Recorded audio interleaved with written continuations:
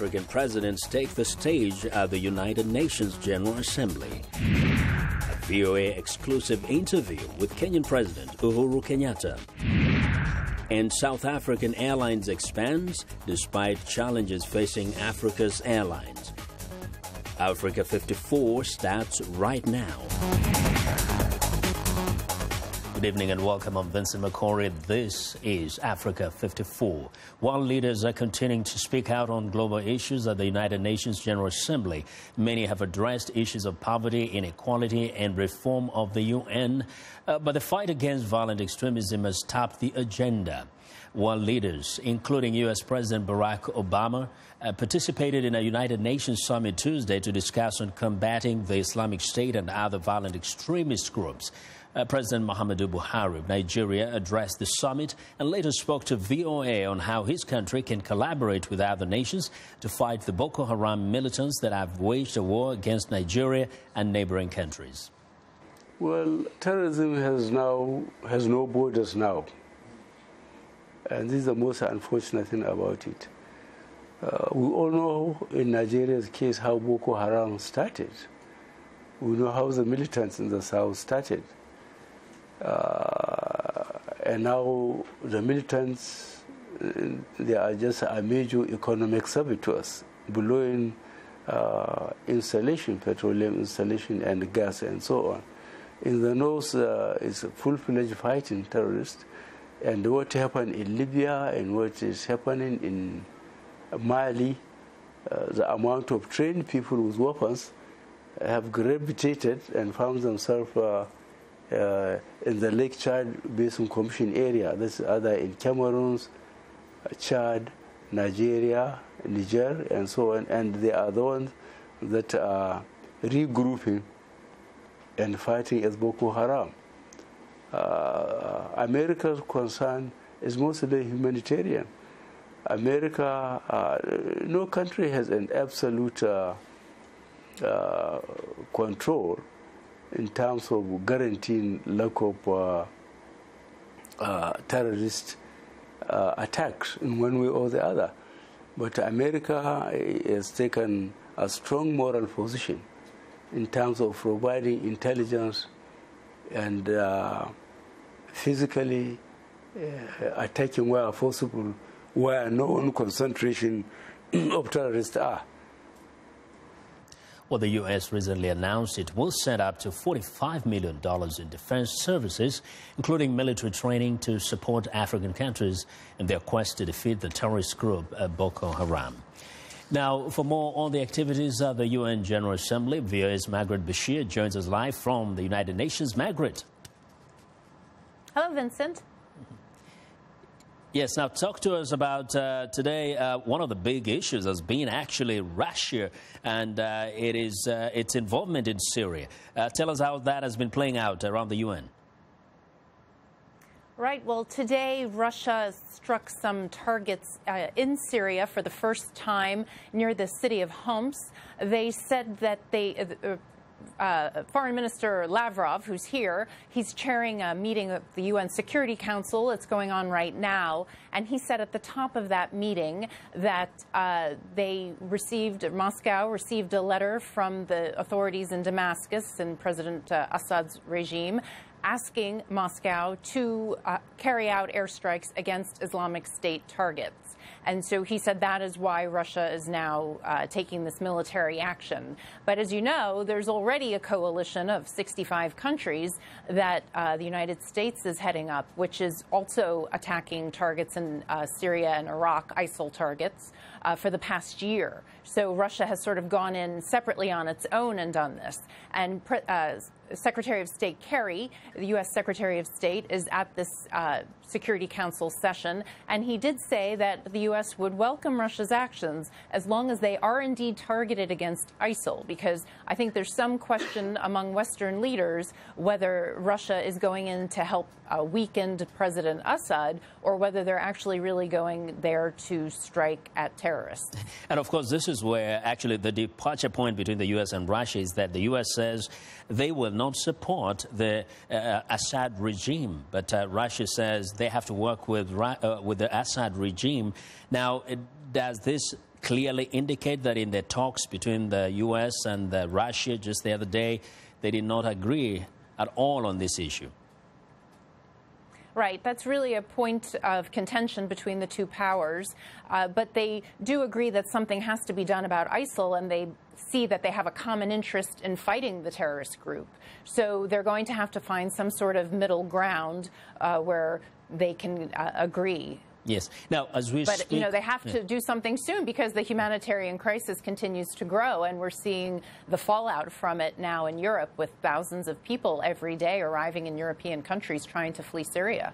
Exactly, because they're related. But now to another issue. As we speak, there has been the president of Palestine has been addressing the UN, and we know that something significant is also going to happen today. Can you tell us a little bit about that? Yes, President Mahmoud Abbas, he just wrapped it up. He's not on the screen anymore. He just finished. And he spoke to the Assembly today about the situation in Palestine. He said it's very bad at the moment. He's very concerned. He said that he blamed Israel for trying to destroy the possibility of a two-state solution through stoking religious differences because there have been problems at the Temple Mount and Al-Aqsa Mosque. He asked for international protection. He said that we cannot maintain the status quo. We need some sort of international protection until the occupation ends. And in the past, there had been talk around here that perhaps the Palestinians wanted some sort of UN peacekeeping force there. And I'm not sure if that's what he meant by saying they wanted it today. But he said that Israel has violated many international agreements, including the 1995 Oslo Accords. And so because Israel is violating it, they can no longer expect Palestine to uphold their end of it. Yeah. But there is a significant event happening today. Palestine, which is a non-member observer state at the UN, they are going to raise their flag for the first time here. Normally, the flags that you would see behind me if it wasn't raining, the flags are for full member states. But last Friday, the Vatican raised their flag for the first time. They're a non-member observer state as well. And Palestine will do it today. And that is because the Palestinians asked the General Assembly to vote on a measure to allow non-member observer states to raise their flags. And the Assembly overwhelmingly agreed to it. Very interesting developments there, Margaret. So, very symbolic, very symbolic for Palestinian people to see their flag here at the UN. Definitely. So watch and see what happens again in the coming days. We know it's winding down, so we'll talk to you again tomorrow. Margaret, thank you very much for your reporting. Thank you, Vincent. Okay, thank you. Viewers, Margaret Bashir reporting live from the United Nations in New York. Now, U.S. President Barack Obama says the fight against the Islamic State is not an easy one, and it will take time to defeat the terrorist group. He urged world leaders to do more to address the root causes of extremism during a Tuesday summit meeting. Now, viewers, Arul Pandey has more. Against a backdrop of continued U.S.-led coalition airstrikes on Islamic State targets, President Obama convened a UN summit highlighting the successes and the setbacks in the long-term campaign against the militant group. He noted the Islamic State, also known as ISIL, continues to take root in areas suffering from failed governance, civil war, and sectarian strife. As a consequence of the vacuum that exists in many of these areas, ISIL has been able to dig in. They've shown themselves to be resilient, and they are very effective through social media. To battle the extremist group in Syria, Obama on Tuesday repeated his call for a political transition away from Syrian President Bashar al-Assad. In Syria, as I said yesterday, defeating ISIL requires, I believe, a new leader and an inclusive government that unites the Syrian people in the fight against terrorist groups. This is going to be a complex process. The president again said the United States is willing to work with countries like Iran and Russia to ensure a political transition and the defeat of the Islamic State.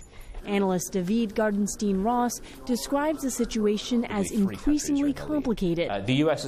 is leading the air campaign The campaign on the ground is quite clearly being led by Iran, which is not coordinating with the United States. And now the effort to bolster the Assad regime in Syria, something which is not a U.S. objective, is being led by Russia. So you have multiple players in the kitchen, which does create a very volatile situation. Obama ended his remarks at the Leaders' Summit to counter ISIL and violent extremism with a call for nations to build, quote, true partnerships with Muslim communities based on trust and cooperation to prevent people from becoming radicalized. Aru Pandey, VOA News, the United Nations. Well, British Prime Minister David Cameron has announced the deployment of several hundred troops to South Sudan and Somalia to shore up stability. But aid groups say South Sudan desperately needs other forms of aid. Henry Ridgewell has our report.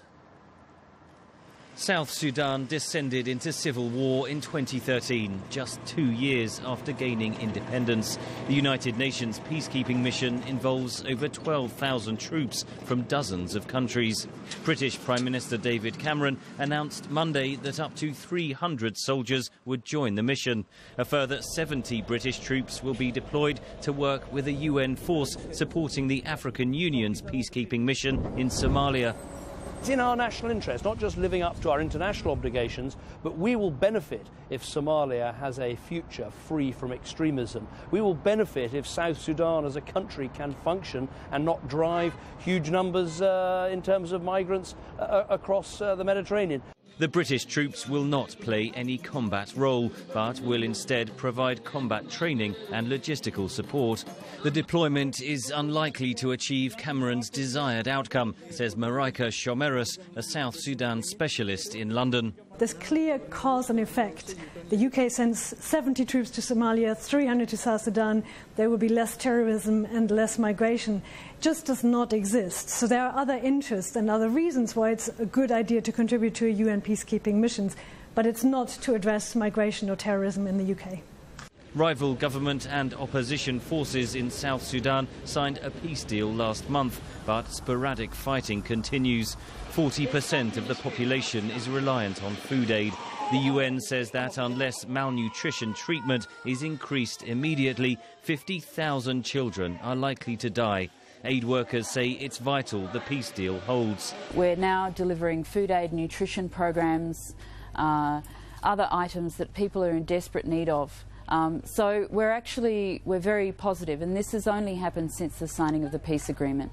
Donor countries should look at other ways of helping South Sudan, not just by sending peacekeepers, says Shomeris. It does mean to rethink the engagement with the government. And this is where, of course, the donor countries have been struggling, because the government and the rebel side both have been implicated in atrocities in this war.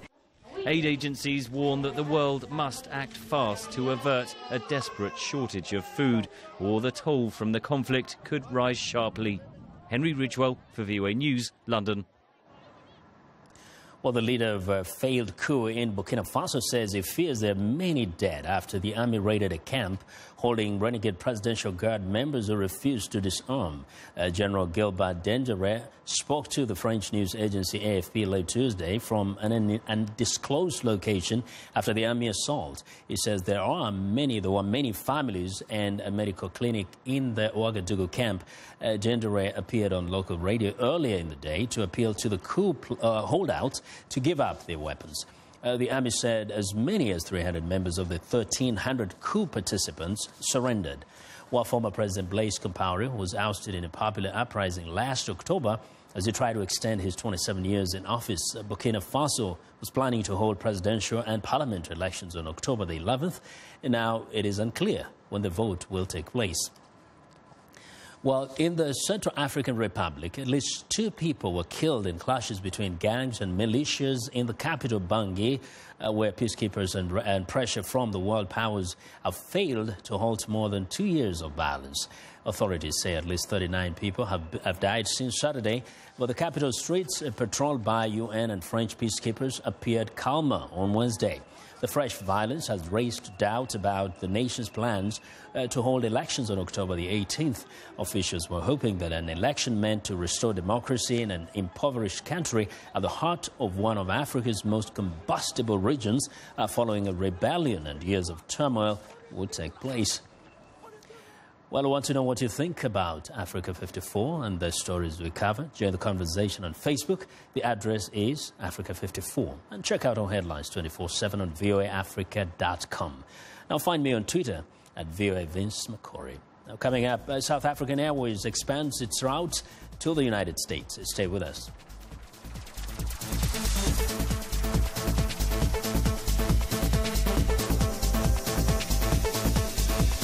Greenbeat for a healthier planet.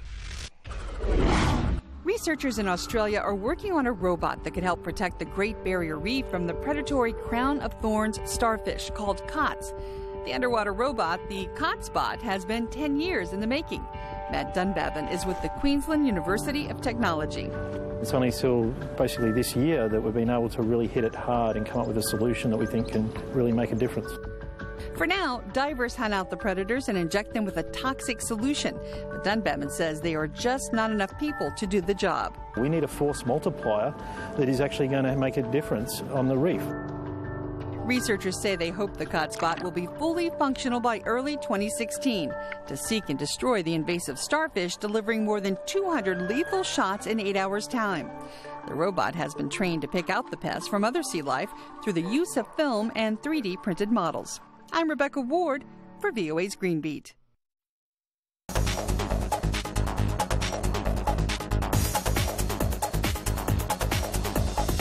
Well, Africa accounts for less than 2% of global airline passenger traffic and about 1% of global airlines cargo. According to an African Development Bank report, the challenges facing the African aviation industry range from strong state protectionism, lack of an enabling environment for new investors, high taxes and charges. Now, despite the challenges, South African Airways recently announced the launch of flights between Accra, Ghana, and Washington, D.C. To tell us more about how the South African Airways is navigating the industry, I'm joined by Mark Cavalier, Executive Vice President for the Americas, South African Airways. Mr. Cavalier, welcome to Africa 54.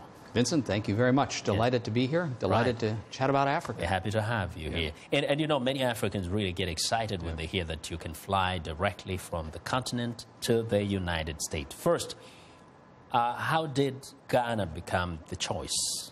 So air service development tends to follow development of economies and development of potential, mainly driven a lot by commerce and industry. And obviously Ghana, as an emerging market, as an up-and-coming business center, it just became a natural fit. So with the commercial interests, the business interests, along with the other diaspora interests here in the United States, it just made sense for us to take a closer look at that market, and we were certainly convinced of the potential to justify opening up the route.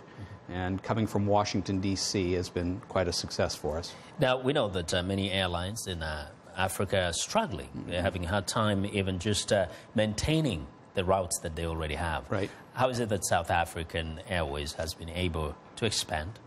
And, you know, it looks like this is coming at a time when airlines are having even bigger trouble. You know, I think there's a number of different reasons that account for the actual challenges that the industry faces. Currency fluctuation certainly is a big one that we're feeling right now. Infrastructural development that varies according to different countries is an issue. But I think really what gives us an opportunity to develop this, what gives us an opportunity to go into new markets, is where we see potential for growth, where we see potential for not only the existing demand that's in the market between the 2 points, but also the opportunities to further expand that. And that's where we have to reach out and work along with the business sector, work along with the government sector, to ensure that we're able to provide a means of conveyance that's both affordable and convenient, and that will help further develop that. Airline development tends to follow along with GDP development. Those two somewhat tend to move in lockstep, even on a global basis. Yes. So where we see growth potential and commercial development potential, we also see opportunities for more air service. In terms of growth, development, and infrastructural development in Ghana, does this look like it can turn out to be like a South African Airways hub in West Africa, rather than just one of those stops? Look, West Africa itself is a very important market, not just for us, but also for the development of that portion of the continent. And so we think, yes, there is a lot of opportunity there. We will look, I wouldn't necessarily call it a hub. It's not going to be quite as big as our hub in Johannesburg. Yeah. But I think it does certainly have the makings and the fundamentals of being able to develop from Ghana into feed traffic within the region. And this is one of the reasons why we've recently entered into an agreement, a commercial agreement with Africa World Airways, a Ghanaian company, to work with them to feed traffic to them from Accra beyond into the region. Yeah, because somebody would be curious to know whether they could fly, say, from Nairobi, instead of going to Amsterdam or London, just come to Accra and take the flight to Washington. Accra will definitely be a gateway, and not just a stopping point for us, but also a gateway to feed traffic beyond into the West Africa region. So, yes, I think there's definitely potential for that. Okay. And potentially, what are some of the other areas that we could see growth and expansion? Look, I think some of the neighboring countries, some of the immediate neighboring countries are probably the most likely, and a lot of that is going to develop or going to depend upon our partner carriers into the regions that they want to go into as well. So we can look at different levels of commercial agreements with them. We can look at different ticketing agreements with them. One of the things that it does do for the carriers from Ghana and the region is it allows us to use the SAA distribution system that has been well established here in America to be able to sell into those destinations in the neighboring countries. So I think that's what's going to give us an opportunity to further provide that bridge, that traffic, not just to Accra, but throughout the entire region. Well, that's great, and I wish you all the best. Well, thank you. Mr. Cavalier, thank you very much for joining us today. Thank you, Vincent. Delighted to be here. It's a pleasure. We look forward to seeing you on our flights. Oh, yeah, I'll be there someday soon. Well, Mike Cavalier is the Executive Vice President for the Americas, South African Airways. Well, it's time now for a short break. Still to come on Africa 54. More of VOA's Esther Githui-Eward's conversation with the Kenyan president. We'll be right back.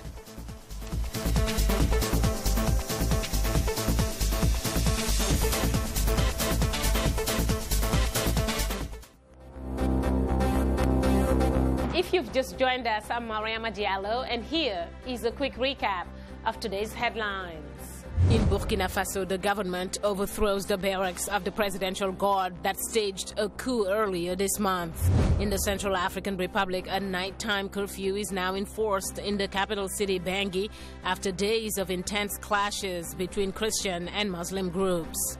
An alleged Islamic militant from Mali appears in International Criminal Court. He's suspected of destroying cultural sites in Timbuktu. In Ivory Coast, the main opposition leader in upcoming race calls for more transparency ahead of the October elections. Finally, in Nigeria, the country suffers after recent ban on bean exports and slow economic growth. That's all for today. Thanks for watching. We'll see you next time.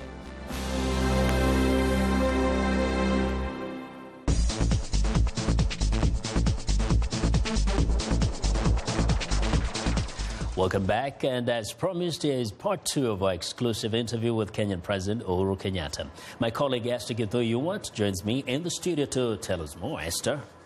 Thank you very much, Vincent. As you know, world leaders at the UNGA are calling for the implementation of the Sustainable Development Goals known as SDGs. I sat down with Kenyan President Uhuru Kenyatta in New York, and he maintains that in some countries, the Millennium Development Goals were somewhat achieved, but the SDGs will now set the agenda on the way forward. Mr. President, the Millennium Development Goals were effected in 2000 with high expectations that most countries in the developing world would achieve them by 2015. Their aim was to reduce hunger, poverty, disease, gender inequality, and a host of other socio-economic aspects. The Sustainable Development Goals are more ambitious, some calling for access to affordable, reliable, and sustainable energy for all, while also encompassing the earlier MDGs. I think a lot of progress was made in terms of achieving a good number of the MDGs. And I think that is why the strategy now behind and the approach behind the SDGs is to look at the weaknesses that existed within the MDG framework, and to see how we can strengthen that. And that is why a good part of the SDGs actually involves commitments within country, mobilizing resources domestically. President Kenyatta's meetings on the sidelines of the UNGA include discussions with potential investors, and in part, these SDGs appear to link well with the Global Entrepreneurship Summit held in Nairobi back in July. Also, as part of U.S. President Barack Obama's Power Africa initiative, Sky Power, a U.S. company, signed a $2.2 billion agreement Friday to set up a solar energy research lab in Kenya. I asked Mr. Kenyatta what that means for Kenya's energy sector. I think what is more exciting is their own commitment to upscale their own investment in solar energy in Kenya, which they committed to doing today by committing over a period of time to putting in up to about 2,000 megawatts of solar energy onto the grid, which we think is a magnificent and wonderful thing, and goes a long way to strengthening the kind of public-private partnerships that we are looking for with the international community. Pope Francis is heading to Kenya in November, and the president says his country is excited that the Pope's presence will go a long way toward bringing to the forefront some of the critical issues that are at the heart of the people, including a social and economic development agenda for the country. Kenyans are excited about that particular mission, and I think the word of peace, the word of inclusivity that he is sending across the world, the need for religious tolerance, I think is a critical message at a particular stage in time that we are in. He is sending messages that I think are very pertinent to Kenya today and indeed to the globe. Mr. Kenyatta also called on Kenyans in the diaspora to invest back in their native country, saying he looks forward to facilitating their grand ideas to move Kenya forward. And on the home front, Mr. Kenyatta says he's looking forward to welcoming a section of Kenyan PhD holders who plan to set up a medical facility in the country, and that his administration is putting in place measures to ensure Kenyans in the diaspora will be able to vote come the next general election. Vincent? Well, thanks a lot, Esther. Now, that's our show for today. Be sure to watch Africa 54 on our website at voaafrica.com. For more news, tune in to VOA's evening radio show, Africa News Tonight, at 1800 UTC. And in the mornings to Daybreak Africa between 0300 and 0600 UTC, Monday through Friday. Thanks a lot for watching from all of us in Washington. Have a good night.